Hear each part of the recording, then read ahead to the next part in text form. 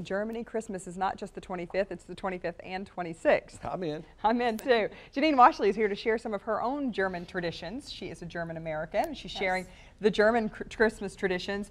You feast for a couple of days. And so this is the more formal version. The Christmas Eve, that's right. You said the Christmas Eve dinner is much more casual. Christmas dinner is a formal feast. Now this is not a turkey. It's a roast goose with sauerkraut stuffing. Okay, and so does roast goose taste like chicken? I'm sorry, but I have to ask. I've never eaten it. It's dark meat, and it's really rich, so you only want thin slices, and there's definitely a technique to preparing a roast goose. A roast goose is so fatty. It has fat running all alongside, you know, underneath its sides, underneath its belly area. You got to think, you know, they live in, you know, the cold climates and so forth. So it's almost like performing culinary liposuction on the goose when you're preparing it.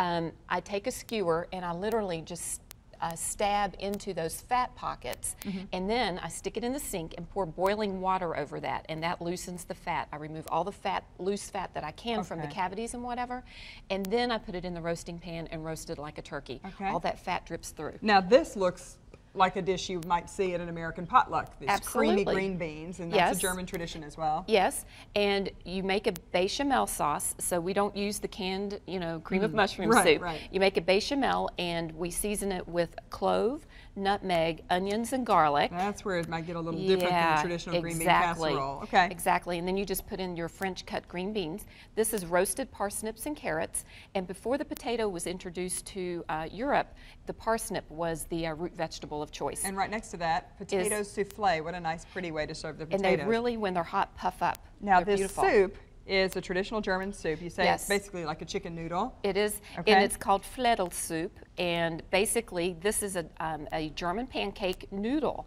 And the noodles are actually cooked in a skillet, rather than, you know, the Italians or you know, when we make noodles, we boil it.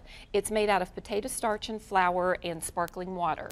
And so you say I'm supposed to roll this up? You roll it and then just cut it about the width of fettuccine, and then you cook it on the stove, so you get like this toasty, nutty flavor to the noodle, and it just and they're a little bit cold, but you get the idea.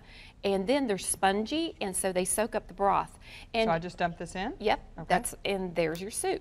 And it is so hard to make stock during the holidays. We're all so busy with shopping and taking care of things during the holidays. So you got a time saver? Yes, I do.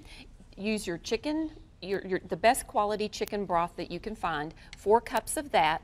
Add the juice of 1 lemon and anywhere from a 1/4 cup to a 1/2 cup of white wine. Simmer it for 30 minutes, and it tastes like homemade. And you can add your noodles there, and you've got your chicken noodle soup. Now, real quickly, we can't go without dessert. Oh no! You say that the Germans like rum, like Kentuckians like bourbon. Exactly.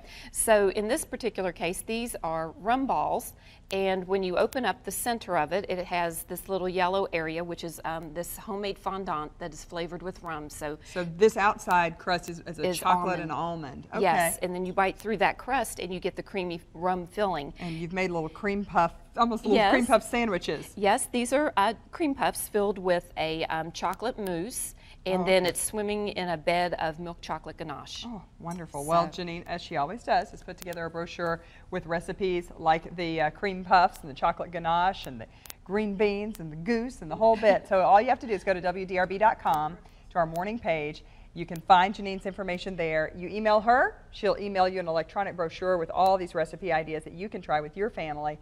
Hey, go ahead, make Christmas the 25th and 26th. I say that sounds fantastic. Janine, Merry Christmas. Merry Christmas to you. Thank you for